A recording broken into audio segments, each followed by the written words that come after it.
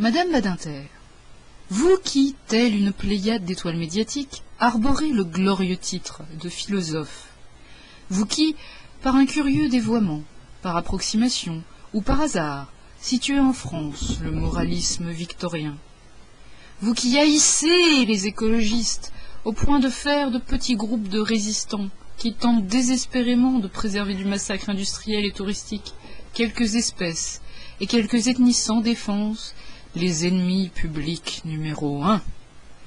Vous vous prononcez en faveur de la liberté sexuelle absolue, comme si l'on ne pouvait lire au cœur même de la Déclaration des droits humains que la liberté se définit par des limites.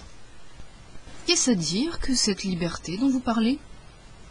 Certes, vous reconnaissez que des filles, pauvres petites, pas même des femmes, sont dans les rouages de la traite, que l'esclavage ce n'est pas beau, et qu'il n'y a pas assez de policiers qui font bien leur boulot pour les sortir de là. Mais en dehors de ça, celles qui ne viennent pas d'un autre pays miséreux, les vraies femmes, responsables et libérées, c'est-à-dire celles qui assument pour de bon leur sexualité féminine d'objet consommable, elles le veulent. C'est vraiment une vocation, puisqu'elles le font dans leur propre pays et, semble-t-il, sans souteneur. Et quand femme veut, Dieu le veut. Donc, du moment qu'une minorité de femmes le veut, qu'importe ce que les clients font de toutes celles qui ne veulent pas. La volonté d'une élite libre et festive mériterait donc, selon vous, qu'on négligeât les nombreuses autres, infiniment moins chanceuses, dont la prostitution mine l'existence violemment ou à petit feu.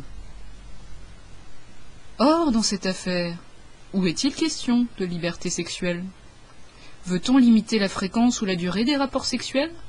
Restreint-on la diversité de toutes les positions imaginables connues au répertoire ?